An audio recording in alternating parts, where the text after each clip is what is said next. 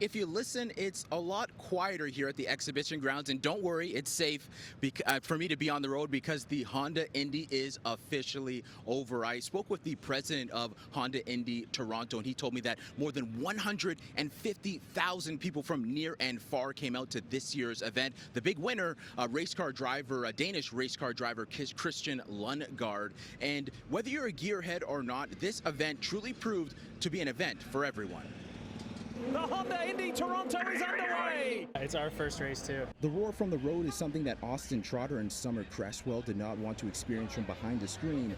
So these longtime race fans made the trek to this year's Honda Indy and brought a new fan as well. It's also Lily's first race, so we wanted to enjoy that first experience with her. And then we got the passes here to try and, get her to see the drivers. For us, I guess it was just start them young. We're always into motorsport. We've always been into motorsport, anywhere from F1 to IndyCar to NASCAR. Anything with a motor and wheels we support. The 2023 Honda Indy has seen some treacherous conditions because of the rain and heat.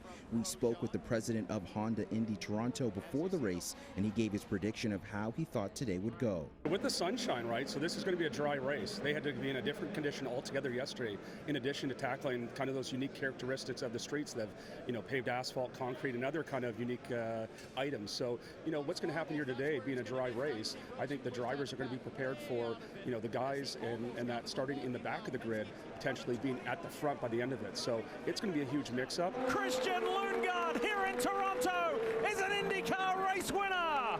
Your 2023 winner is Christian Lundgaard. I said it before the race, we had a car that was fast enough to win, and we pulled it off, and I think we did it by 10 seconds. So this team, they do deserve this, because if we look at where we were earlier this season and even last year at this point, we were nowhere near this. So I'm just extremely happy for everybody right now. Fans were on pins and needles throughout the race today, and they came from all over to watch.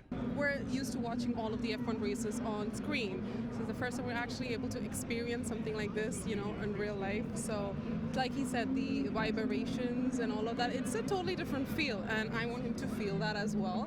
So, yeah, that's about it. It's just exciting to be here at the arena. Get close to the cars, and it's super fun for the kids to see a close look of the cars and see the speed.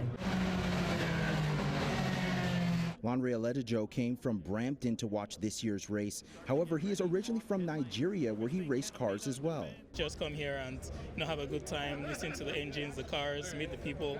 Aledejo also stood out as probably one of the most prepared when it came to filming this year's race. One thing that stood out to me is the setup. You got the two cameras going. Explain why you have the two GoPros today. All right, so pretty much I thought it was going to be really crowded.